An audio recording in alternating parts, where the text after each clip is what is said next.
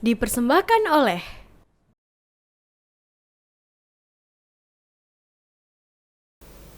Assalamualaikum warahmatullahi wabarakatuh. Apa kabar pemirsa semuanya? Semoga selalu dalam keadaan sehat walafiat dan juga bersemangat dalam menjalani aktivitas. Nah, senang sekali saya Vini Auliani bisa kembali menyapa Anda semuanya dalam PTV Show atau Podcast TV Show, di mana kita kali ini akan membahas tema mengenai tata kelola kolaboratif dalam kebijakan publik bersama dengan Dr. Izzatul Soleha MSI yang merupakan Kaprodi dari Magister Ilmu Administrasi FISIP UMJ. Nah, pemirsa, seperti kita ketahui kalau dalam tata kelola kolaboratif ini tentunya sering digunakan untuk penyelesaian masalah yang sering terjadi dari pemangku kebijakan dan juga masyarakat. Nah, seperti apa kira-kira tata kelola kolaboratif yang tepat untuk menyelesaikan suatu permasalahan yang ada di masyarakat dan juga untuk membuat suatu kebijakan publik yang bisa dirasakan manfaatnya bagi semua pihak. Untuk itu langsung saja kita akan membahasnya kali ini dan kita sapa terlebih dahulu pembicara kita kali ini yaitu Ibu Dr. Izzatul Soleha. Assalamualaikum Ibu. Waalaikumsalam warahmatullahi wabarakatuh. Apa kabar Ibu? Baik, alhamdulillah. Alhamdulillah. Terima Terima kasih Ibu sudah menyempatkan waktunya untuk bisa bergabung bersama kita di studio dan juga menyapa pemirsa TV-mu. Nah, Ibu, kita kali ini akan membahas mengenai tata kelola kolaboratif dalam menentukan suatu kebijakan publik. Sebelum kita membahas lebih dalam nih, kita perlu juga untuk menyamakan persepsi dengan pemirsa. Sebenarnya yang dimaksud dengan kebijakan publik itu tuh seperti apa sih, Bu? Ya, baik. Kebijakan publik ini adalah sesuatu yang harus dilakukan atau tidak dilakukan oleh pemerintah kita. Jadi bentuknya adalah nanti dalam regulasi-regulasi gitu, untuk mengatur bagaimana bermasyarakat dan juga untuk juga mengatur bagaimana tata kelola di pemerintahan itu sendiri. Gitu. Jadi Baik. intinya adalah bagaimana government to do or not to do. Gitu. Pengambilan keputusan, kemudian dalam bentuk regulasi-regulasi, perundang-undangan dan lain sebagainya. Itu adalah hasil dari kebijakan publik. Hasil dari kebijakan publik ya. Baik, nah kalau untuk tata kelola kolaboratif, ini juga definisinya seperti apa sih kira-kira yang memerlukan pengelolaan secara kolaboratif gitu? Ya, baik. Jadi kalau paradigma lama ini kan hanya government ya sebagai leading sector.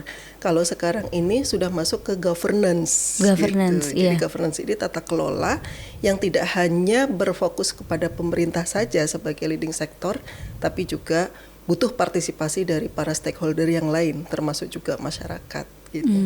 Sehingga sekarang paradigmanya adalah dengan kolaborasi, melibatkan stakeholder baik itu pihak swasta maupun juga masyarakat itu sendiri.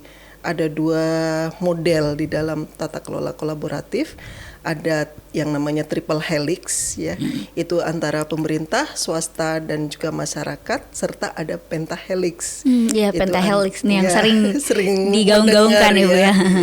Itu antara pemerintah, swasta, masyarakat, akademisi dan juga media gitu. Karena sekarang baik. ini media juga sangat berperan ya di dalam proses kebijakan publik. Ya, Iya, gitu. baik. Nah, kalau dalam penerapannya itu kasus seperti apa Bu yang memerlukan konsep ataupun model prinsip kolaboratif seperti tadi ada triple Kemudian triple helix ataupun pentahelix seperti itu. Hampir semua urusan publik kita sudah menggunakan proses kolaboratif. Karena sekarang ini ketika mengatur atau membuat regulasi, pemerintah kan tidak hanya bisa berdiri sendiri gitu, tapi juga butuh masukan dan partisipasi dari stakeholder yang lain. Jadi ketika kita menggunakan kolaborasi, kita bisa memetakan apa sih yang dibutuhkan oleh masyarakat, dan itu masyarakat yang ngomong sendiri gitu ya. Begitu juga sinkronisasi dengan swasta, misalnya pihak swasta, corporate gitu. Itu juga mereka akan memetakan sendiri apa yang bisa disumbangkan peran serta mereka, serta apa yang bisa menjadi kebutuhan mereka terkait dengan regulasi-regulasi itu. Baik. Gitu. Kebijakan publik seperti apa Bu biasanya yang carikan solusinya untuk pemecahan masalah dan juga dikelola secara kolaboratif ini. Kalau untuk dalam beberapa waktu kebelakang ini kan COVID misalnya, nah ini seperti apa nih Bu? Ya, kalau sekarang ini kita sudah move on dari COVID ya barangkali ya. Tetapi ada satu masalah besar yang belum terselesaikan, dampak dari COVID itu ya. Misalnya pada pemulihan ekonomi. Nah, pemulihan ekonomi kan butuh banyak partisipasi dari para stakeholder gitu ya. Tidak hanya pemerintah misalnya hanya mengatur ekonomi harus begini, tidak, tapi butuh masyarakat bisa berperan seperti apa, partisipasi masyarakat. Kemudian sektor swasta juga yang terdampak selama ini juga apa kontribusinya dan peran serta untuk sama-sama bangkit ya, sama-sama bangkit dari dampak COVID ini ya, untuk pemulihan ekonomi misalnya. Kemudian yang lain isu yang strategis juga adalah masalah lingkungan. Nah, ini lingkungan kan butuh peran serta semuanya. Bagaimanapun pemerintah misalnya membuat regulasi tanpa ada peran serta dari masyarakat untuk mensukseskan regulasi tersebut pastinya tidak bisa gitu. Karena dampak lingkungan sekarang ini kan semakin lama juga semakin kita rasakan ya, adanya climate change, kemudian polusi udara, kemudian dampak dari limbah industri dan lain sebagainya. Itu memang butuh peran serta dari semua stakeholder itu ya. Iya. Nah, bagaimana untuk menyatukan itu semua tadi Bu, dari peran serta masyarakat juga media agar semuanya tuh bisa bekerja sama dengan sinkron gitu. Ada seperti misalnya juga bisa mencapai tujuan yang diharapkan dan juga baik untuk semua pihak gitu. Pastinya harus satu pemahaman terlebih dahulu ya, bahwa urusan publik ini urusan pemerintah saja, ini harus digeser sekarang ini. Karena ya urusan kita bersama. Ya, karena kita yang merasakan kehidupan kita di masyarakat seperti apa, kita juga yang akan merasakan dampaknya. Pastinya langkah pertama adalah satu pemahaman dulu. Jadi kita menyatukan persepsi, menyatukan pemahaman dari masing-masing stakeholder itu. Kemudian langkah kedua setelah pemahamannya sama, ya ada kerjasama yang real, tidak hanya di atas kertas saja, tetapi juga kerjasama yang memang bisa diimplementasikan. Nah, kemudian proses kolaborasi itu sudah dimulai.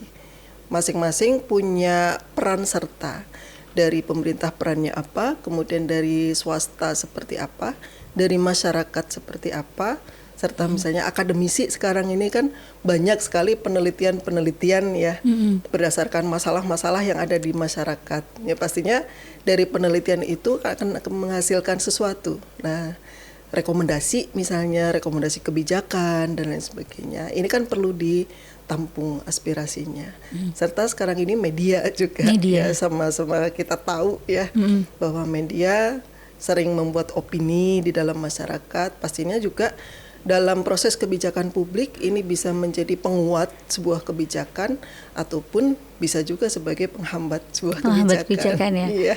Baik, berarti peran media itu juga sangat penting juga dalam sekali. Terutama untuk penyebaran informasi ya Bu. Baik, ya. Kalau untuk yang menghambat kebijakan itu misalnya contohnya seperti apa Bu? Ya, misalnya ketika media misalnya hanya melihat satu pemberitaan dari satu sisi saja gitu. Karena dalam sebuah proses kebijakan kita kan harus melihatnya dari seluruh sisi ya, secara komprehensif. Nah, kadang-kadang seperti kita sama-sama ketahui ya, memang tidak semua media ya pastinya, tetapi ada ya media termasuk media sosial juga gitu ya. Nah, ini sering kan hanya menampilkan dari satu kepentingan saja. Nah, ini yang seringkali juga menimbulkan konflik di masyarakat ya. Gitu. Karena masyarakat sekarang juga lebih percaya kepada media. Iya. Nah, jadi kira-kira untuk bisa mengantisipasi hal seperti itu apa nih peran pemerintah yang bisa dilakukan gitu agar tidak semakin menjadi bola liar gitu, yang bisa menggiring opini ataupun informasi yang sesat di masyarakat sehingga bisa berakibat kebijakan publik ini jadi tidak efektif gitu. Bagaimana jadi? Nah, sekarang ini memang tetap pemerintah itu sebagai leading sector, artinya pemerintah tetap sebagai pengendali dari kebijakan publik itu. Paling tidak pemerintah di awal kebijakan itu diterbitkan atau diluncurkan, itu ada sosialisasi yang masif supaya pemahamannya sama nih semua stakeholder. Jadi tidak hanya pemerintah saja yang tahu kebijakan itu, tapi dengan sosialisasi semua tahu, bahkan media juga bisa ikut mensosialisasikan juga gitu. Baik.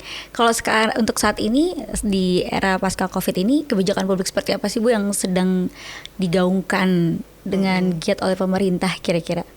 Ya, sekarang mungkin pembenahan di semua sektor ya, terutama dari dampak Covid ya tadi ekonomi misalnya. Bagaimana kita bersama-sama untuk memulihkan ekonomi, meningkatkan kesejahteraan masyarakat ya, karena dampak Covid ini kan banyak yang putus kerja iya.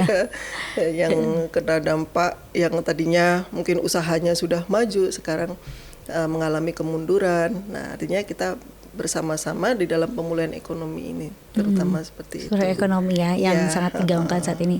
Oke, baik, ini menarik sekali. Nah, kita ingin tahu juga ini bagaimana sebenarnya kriteria keberhasilan ataupun juga kegagalan dari tata kelola kolaboratif ini dalam menentukan kebijakan publik gitu. Tapi simpen dulu ya Bu ya, karena kita akan membahasnya usai jeda yang berikut ini. Pemirsa tetap bersama kami dalam PTV Show. Kami akan kembali sesaat lagi. Terima kasih pemirsa masih bersama kami dalam podcast TV Show. Kali ini kita membahas mengenai tata kelola kolaboratif dalam desain kebijakan publik bersama dengan Ibu Dr. Iza yang merupakan Kaprodi dari Magister Administrasi FISIP UMJ. Nah Bu Iza, kita lanjutkan kembali. Ini menarik sekali untuk kita menggali lebih dalam mengenai tata kelola kolaboratif yang tepat ini untuk desain kebijakan publik. Nah, kira-kira ini tolok ukur dari keberhasilannya suatu kebijakan publik ini dan juga tata kelola kolaboratif ini sudah berjalan dengan baik. Tolok ukurnya seperti apa, Bu? Ya, ada beberapa tolok ukur ya. Yang pertama tadi kesamaan visi, kesamaan misi, bahwa apa yang menjadi masalah publik itu bukan hanya tanggung jawab pemerintah saja, tapi juga tanggung jawab bersama. Karena kita hidup di masyarakat kan bersama-sama, tidak bisa mengandalkan dari satu pemerintah atau regulasi saja, tapi bagaimana kita juga bisa berpartisipasi, ya karena manfaatnya kan untuk kita sendiri juga sebagai masyarakat gitu ya. Kemudian juga kerjasama yang logis ya, kerjasama antar beberapa stakeholder, artinya bahwa tanggung jawab sektor publik itu menjadi tanggung jawab bersama, maka ada kemauan untuk ikut berperan di masing-masing stakeholder itu. Memang tidak mudah untuk mensukseskan kolaboratif governance ini ya, tata kelola kolaboratif, karena sekali lagi kita banyak juga kepentingan-kepentingan yang muncul ya. Pastinya misalnya ketika di corporate ini kan, wah ini menguntungkan atau tidak misalnya. Iya, kebijakannya. Iya, mungkin di satu sisi menguntungkan untuk yang lain, tapi di sisi lain, wah untuk perusahaan saya menguntungkan atau tidak nih gitu. Nah, berbagai kepentingan yang tidak ketemu itu salah satu penghambat gitu. Kaitannya dengan kebijakan publik adalah bahwa kita bisa memetakan masalah secara tepat gitu. Karena dalam tahapan pembentukan kebijakan publik, perumusan kebijakan publik itu ada yang namanya problem search gitu. Jadi kenapa dibuatkan regulasi? Karena di situ ada masalah gitu ya. Masalah apa yang dialami oleh masyarakat? Misalnya tadi yang di awal pasca Covid gitu. Apa sih yang sekarang dibutuhkan oleh masyarakat? Kan kita mencari itu masalahnya. Masalahnya ternyata butuh kekuatan ekonomi gitu. Masyarakat harus bangkit dari dampak Covid tersebut. Nah, ini dicari dulu masalahnya gitu. Masing-masing akan menyumbangkan. Ketika masyarakat berbicara, maka dia atas nama mereka sendiri, saya butuh ini gitu. Saya butuh untuk pemulihan ekonomi secara cepat karena keluarga saya, kemudian pendidikan anak-anak dan lain sebagainya, itu kan butuh untuk recovery. Iya. Begitu juga di perusahaan ya, banyak juga yang kena dampak COVID, dampak pandemi. Nah itu juga bagaimana regulasi-regulasi untuk memudahkan bagi perusahaan atau bahkan UMKM. Ini kita yang dampak yang paling dirasakan di sektor menengah dan kecil ya. Nah ini bagaimana regulasi yang bisa diatur untuk UMKM ini supaya mereka tidak berat di perizinan misalnya gitu. Kemudian ada dukungan dari pemerintah dalam bentuk stimulus modal dan lain sebagainya. Biasanya dalam untuk menentukan regulasi ataupun kebijakan publik itu tadi terhadap suatu permasalahan, proses-prosesnya seperti apa aja tuh Bu? Apa poin-poin yang harus didahulukan? Apakah alurnya setelah adanya suatu permasalahan muncul, terus pemerintah menentukan suatu regulasi, dikomunikasikan terlebih dahulu ke media, ke masyarakat ataupun ke swasta, kalangan swasta itu tadi. Dan apakah ada juga seperti sanksi jika tidak diikuti, tidak dipenuhi oleh pihak swasta, terutama oleh kepentingan dari perusahaan-perusahaan tertentu, seperti itu Bu? Bagaimana? Untuk tahapan regulasi sendiri memang pertama adalah problem search tadi ya. Jadi bagaimana kita mencari masalah yang memang dibutuhkan, masalah untuk bisa didefinisikan menjadi satu regulasi. Kemudian yang kedua adalah tahap pendefinisian masalah gitu. Jadi pada saat perumusan itu dilakukan oleh lembaga legislatif atau di tingkat daerah itu oleh DPRD ya, kemudian bersama juga dengan pemerintah pastinya. Nah, itu dirumuskan terlebih dahulu. Untuk partisipasi masyarakat misalnya dengan dengar pendapat ya, atau melakukan survei, kemudian juga melakukan analisis baik internal maupun eksternal berupa SWOT gitu, sehingga nanti ketemu skala prioritasnya gitu, bahwa ini memang harus dipecahkan satu masalah itu. Nah kemudian setelah itu ada pengesahan atau penetapan dari sebuah kebijakan itu.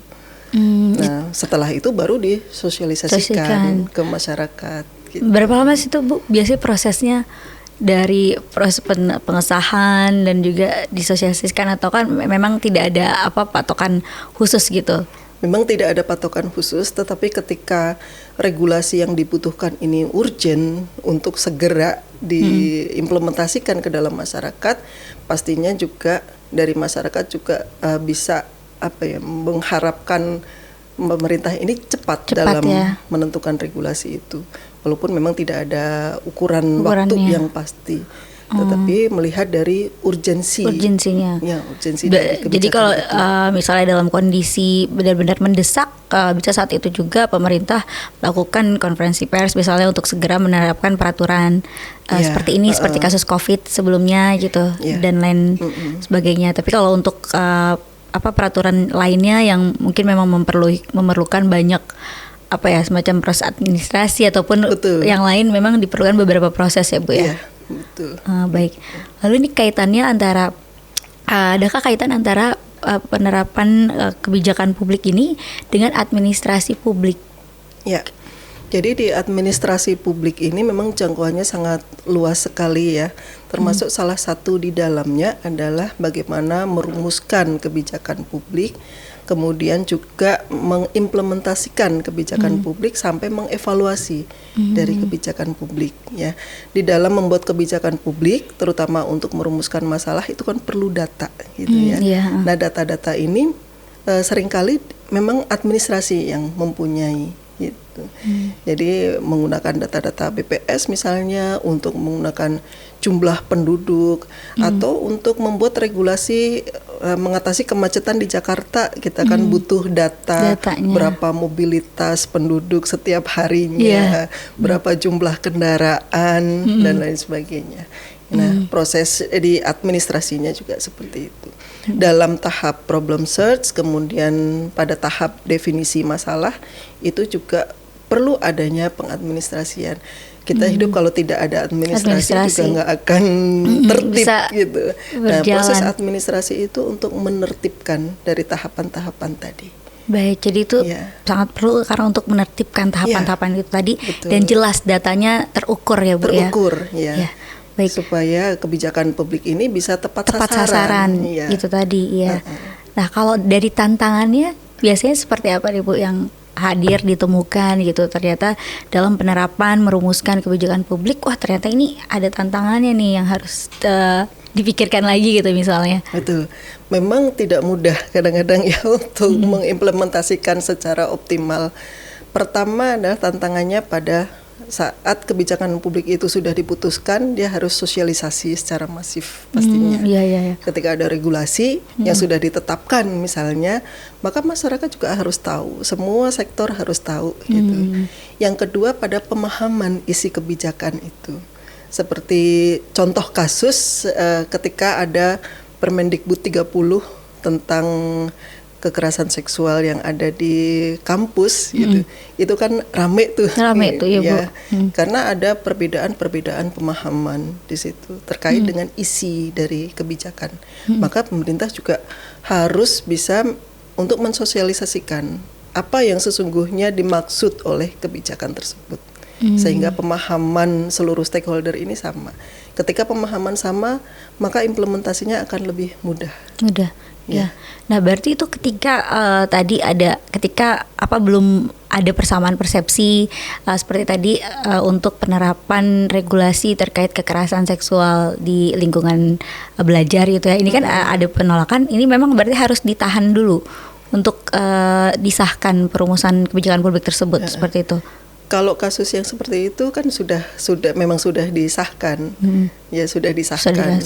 Dan pada proses sosialisasinya ini terdapat pemahaman yang berbeda karena kasusnya kan cukup sensitif. Ya, untuk kekerasan seksual itu.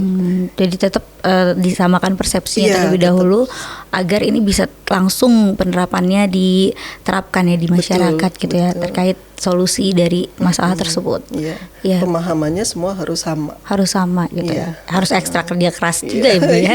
Jadi dari semua golongan pentahelix itu tadi ya Bu. Ya baik. Nah, ini menarik sekali dan kami juga ingin tahu nih Bu, bagaimana juga UMJ melihat peluang dari permasalahan ini. Nah, kita akan membahasnya ya Bu ya. Setelah jeda berikut ini, pemirsa jangan kemana-mana, kami akan kembali setelah yang satu ini. Terima kasih pemirsa, masih bersama kami dalam podcast TV Show. Kali ini kami membahas mengenai tata kelola kolaboratif dalam desain kebijakan publik bersama dengan Dr. Izzatul Soleha. Ya Ibu, kita lanjutkan kembali. Ini Ibu menarik sekali bagaimana perlu tata kelola yang kolaboratif tentunya untuk merumuskan suatu kebijakan publik. Nah, kaitannya dengan UMJ ini Bu, sebagai salah satu universitas tertua Muhammadiyah ya Bu ya. Betul. Dan juga universitas yang terkemuka ini. Nah, bagaimana bisa mewujudkan dan juga mendukung kebijakan publik ini agar UMJ juga bisa menghadirkan dan melahirkan SDM-SDM yang mumpuni, Bu? Ya, pastinya kita banyak membuat kajian ya. Di UMJ sendiri di administrasi publik kan ada S1, S2 dan juga S3 sekarang ini S3. Alhamdulillah ya. Jadi di prodi administrasi publik kita mencoba mengajarkan bagaimana proses perumusan kebijakan publik, tahapan-tahapannya seperti apa, seperti yang tadi kita diskusikan. Kemudian kita juga bisa mengkaji pada implementasi dari masing-masing regulasi tersebut, hambatannya apa, faktor pendukungnya apa, gitu. Kemudian juga di kurikulum administrasi publik juga kita mencoba mengajarkan kepada mahasiswa untuk bisa mengevaluasi suatu kebijakan gitu. Jadi apakah kebijakan yang selama ini diterapkan sudah tepat sasaran? Apakah kebijakan yang sudah diterapkan sudah memberikan manfaat kepada publik gitu. Itu seri kebijakan publik di UMJ ini kita ajarkan mulai dari tahap perumusan sampai tahap ke evaluasi. Ya, mahasiswa biasanya bisa melakukan penelitian atas suatu kebijakan ya, sehingga mereka nanti bisa memberikan rekomendasi juga kepada stakeholder terkait ya, temuan-temuan, mungkin hambatan-hambatan yang muncul ketika implementasi kemudian bisa direkomendasikan supaya kebijakan publik yang sudah ada ini bisa diperbaiki di dalam implementasinya. Baik, baik, luar biasa. Nah, kalau dari jurusan administrasi UMJ ini, Magister Ilmu Administrasi ini, latar belakangnya atau sejarah ini dari tahun berapa Bu di UMJ hadir?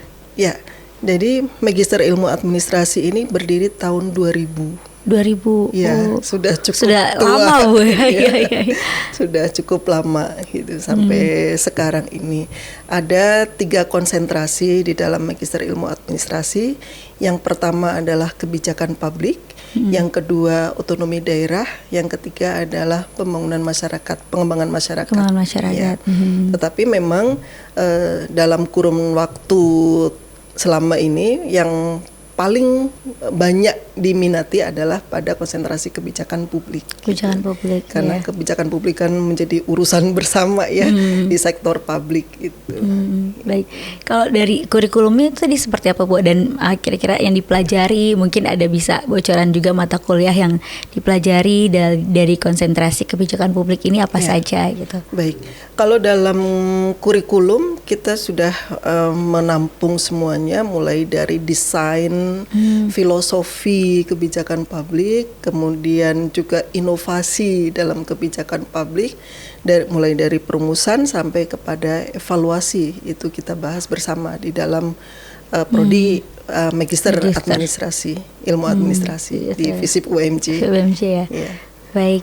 Nah, kalau dari kiprah alumninya nih Bu, atau lulusannya kira-kira seperti apa? Sudah berapa dari tahun 2000 ya? Mungkin bagaimana nih kiprah alumninya? Ya, saya kebetulan juga salah satu alumni. Alumni Bu. Iya. Iya, alhamdulillah. Alumninya kan tersebar di berbagai instansi publik ya. Banyak juga alumni kita yang berada di kementerian dan juga di pemerintah provinsi atau pemerintah kabupaten kota. Nah, ini juga ketika sudah tahu ilmunya tentang perumusan kebijakan sampai evaluasi kebijakan, tentunya diharapkan alumni ini bisa merumuskan, kemudian juga mengimplementasikan kebijakan-kebijakan itu sesuai dengan apa yang diharapkan bersama oleh masyarakat gitu. Ya. Baik, kalau dari profesi-profesi yang ada ini, profesi apa aja sih Bu yang kira-kira memerlukan untuk kemudian mengambil studi lanjutan mengenai administrasi ini? Ya, dalam mahasiswa Magister Ilmu Administrasi ini bisa dari berbagai latar belakang ya. Terutama yang pertama adalah memang dia sebagai birokrat ya. Memang banyak juga sebagai birokrat karena birokrat ini kan bertugas juga untuk mengimplementasikan kebijakan-kebijakan publik. Selama ini juga ada dari DPR ya Bu ya. DPR RI, terutama untuk mempelajari bagaimana cara perumusan kebijakan publik. Karena yang merumuskannya mereka adalah untuk merumuskan ya, baik itu undang-undang maupun peraturan-peraturan yang lain. Itu. Baik ya. Kalau dari ini Bu, pernahkah ada studi banding mungkin yang dilakukan juga dari UMJ terhadap instansi lain dan kerjasama yang dilakukan? Oke, baik. Kerjasama kita coba rintis ya untuk kerjasama baik nasional maupun juga internasional. Jadi yang selama ini sudah ada adalah misalnya kerjasama dengan Ombudsman. Ombudsman ya. Ombudsman RI itu kan salah satu lembaga negara yang juga ikut mengawasi di pelayanan publik. Nah, kita bersama-sama juga melakukan kajian-kajian terhadap maladministrasi, terhadap kualitas pelayanan publik yang sudah ada selama ini. Kemudian juga kerjasama dengan parlemen pastinya. Kadang-kadang mahasiswa yang masih aktif kuliah diajak untuk ikut sidang di sana gitu, sehingga tahu begini nih cara merumuskan kebijakan publik itu seperti apa gitu. Lumayan ya Bu, jadinya tadi bisa juga mahasiswa untuk turun aktif ya terhadap praktek lapangannya seperti apa. Dan juga lembaga-lembaga lain, pemerintah daerah yang ada di Jabodetabek kita sudah ada kerjasama juga gitu. Pernahkah ada juga kerjasama mungkin yang dilakukan dengan instansi pendidikan terkait misalnya ke luar negeri dari kampus lain yang juga ada untuk magister administrasi publik ini ataupun penentu kebijakan publik yang dilakukan? Ya, kita sedang merintis kerjasama dengan salah satu universitas di Malaysia, yaitu ya. Universitas Utara Malaysia, gitu. Jadi kita akan mengadakan semacam komparasi ya, bagaimana proses kebijakan publik di Malaysia dan juga Indonesia. Kemarin sudah dalam bentuk visiting lecturer gitu. Jadi dosen-dosen dari Universiti Utara Malaysia itu memberikan materi di UMJ, begitu juga sebaliknya.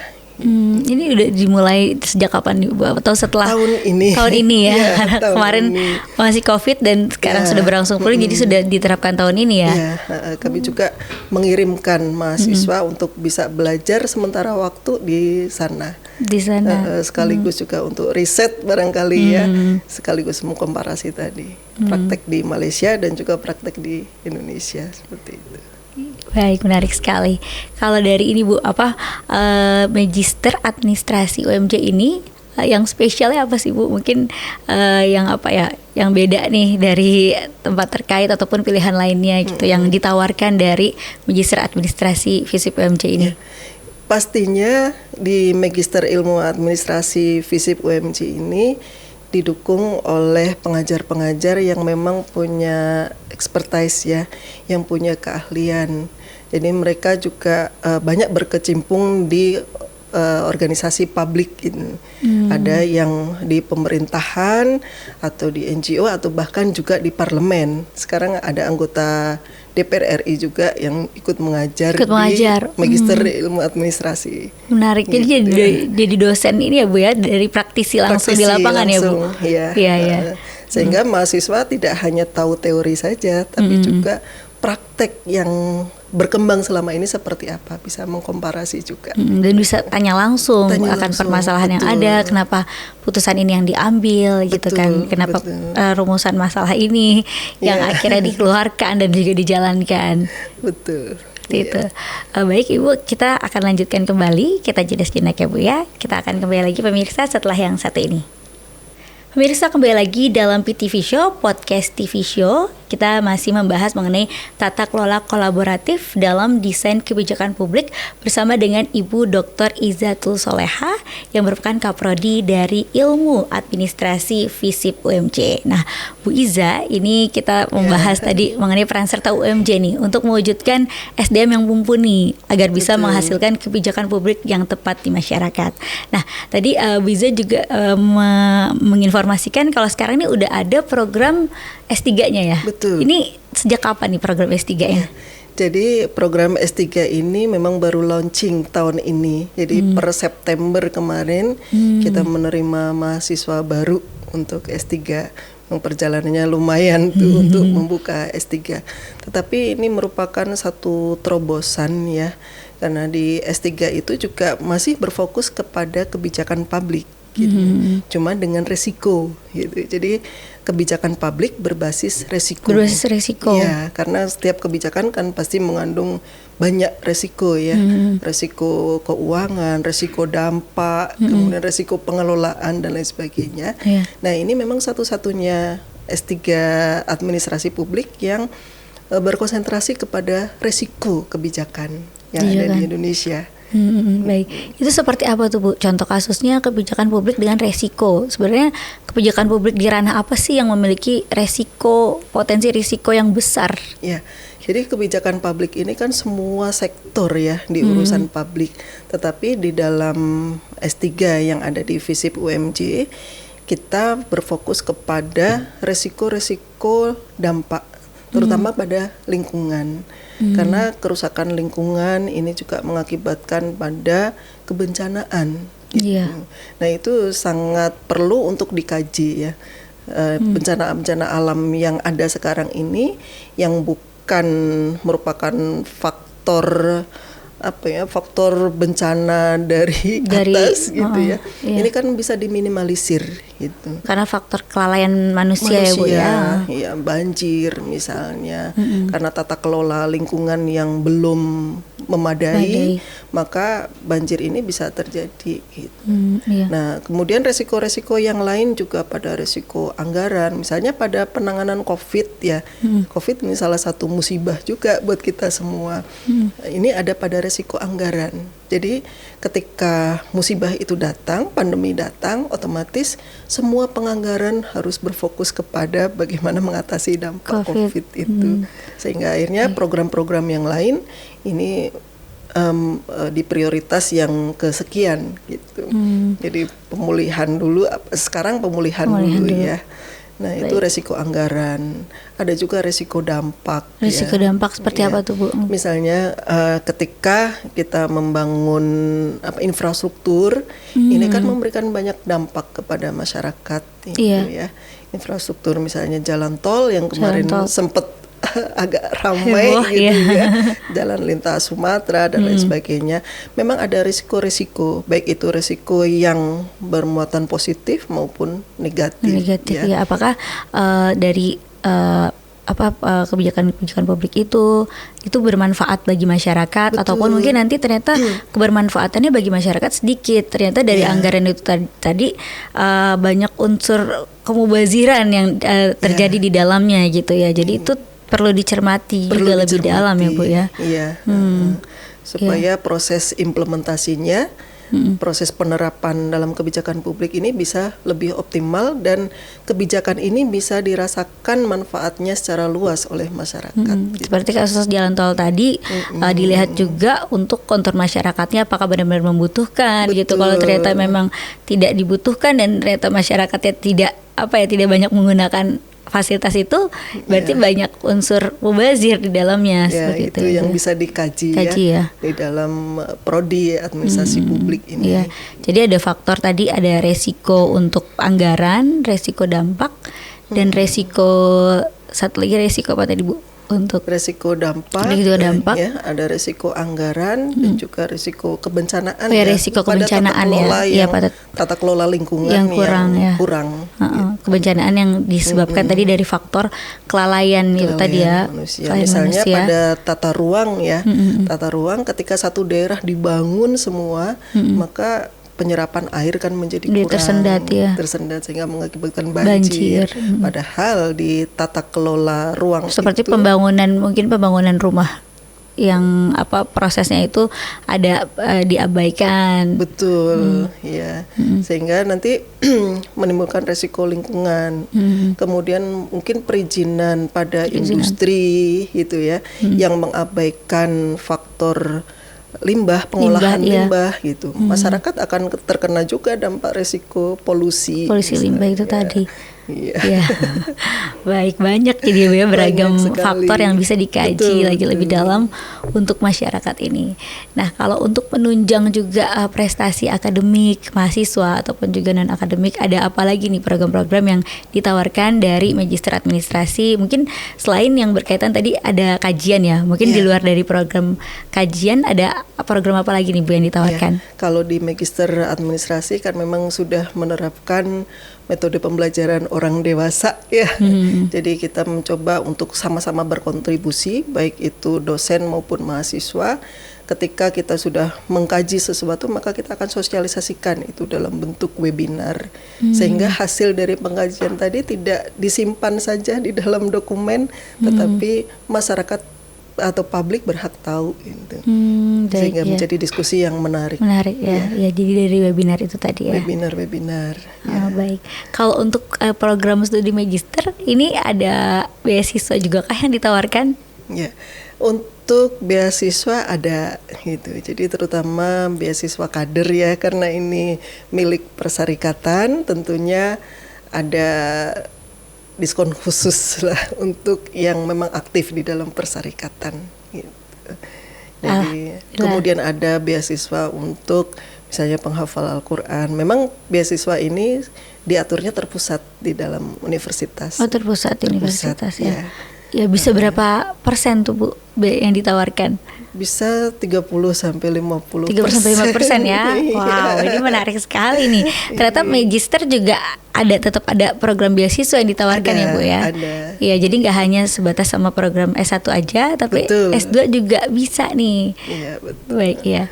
Nah, kalau dari pesan-pesan Bu, mungkin pesan-pesan terkait dari tata kelola kolaboratif untuk kebijakan publik ini seperti apa nih yang perlu dikedepankan juga pada pihak-pihak pemangku kebijakan dan juga masyarakat. Silakan. Baik, dalam tata kelola kolaboratif, karena di kebijakan publik ini menjadi hajat hidup orang banyak, pastinya kita perlu aware ya. Semua unsur masyarakat, kemudian juga industri, kemudian akademisi dan juga media perlu memperhatikan hajat hidup orang banyak ini. Sehingga apa yang bisa kita berikan kontribusi untuk kemajuan kita bersama, mari kita bersama-sama untuk berkontribusi, meningkatkan partisipasi dari masyarakat yang tidak hanya sebagai sasaran kebijakan, tapi juga perlu partisipasi untuk mendesain sebuah kebijakan. Baik ya. Nah, kalau untuk terkait dari UMJ, mungkin harapan ke depannya seperti apa, Bu? Harapannya tentunya UMJ bisa memberikan kontribusi ya, kemanfaatan kepada halayak publik gitu, terkait dengan rekomendasi-rekomendasi dari hasil kebijakan, banyak penelitian-penelitian yang bisa dimanfaatkan bersama untuk masyarakat dan juga untuk semua kalangan ya. Pastinya itu harapan kami, UMJ bisa memberikan banyak kontribusi dan juga harapannya juga UMJ semakin maju. Dan juga mari bersama-sama yang ingin mengkaji kebijakan publik dan berbagai resikonya, silahkan bergabung di dalam Magister Ilmu Administrasi Publik FISIP UMJ. Baik, terbuka luas ya Bu ya, terbuka lebar ya. Betul. Kesempatannya juga untuk bergabung menjadi bagian dari keluarga besar FISIP UMJ. Ya. Baik, terima kasih Bu Iza atas pencerahannya dan juga kesempatannya. Ya. Pemirsa, demikianlah pembahasan kami kali ini mengenai tata kelola kolaboratif dalam menentukan kebijakan publik bersama dengan Kaprodi dari Magister Ilmu Administrasi Fakultas Ilmu Sosial dan Ilmu Politik Universitas Muhammadiyah Jakarta, Ibu Dr. Izatul Soleha MSI. Terima kasih Bu ya sekali lagi. Terima kasih sama-sama Mbak Vini. Ya, dan pemirsa, akhir kata saya Vini Leni bersama dengan narasumber kita kali ini Bu Dr. Iza serta seluruh kerabat kerja yang bertugas. Kami juga pamit undur diri. Terima kasih telah menyaksikan acara ini dari awal hingga akhir. Billahi taufiq wal hidayah. Nasrun minallah wa fatun qarib. Wassalamualaikum warahmatullahi wabarakatuh. Waalaikumsalam warahmatullahi wabarakatuh.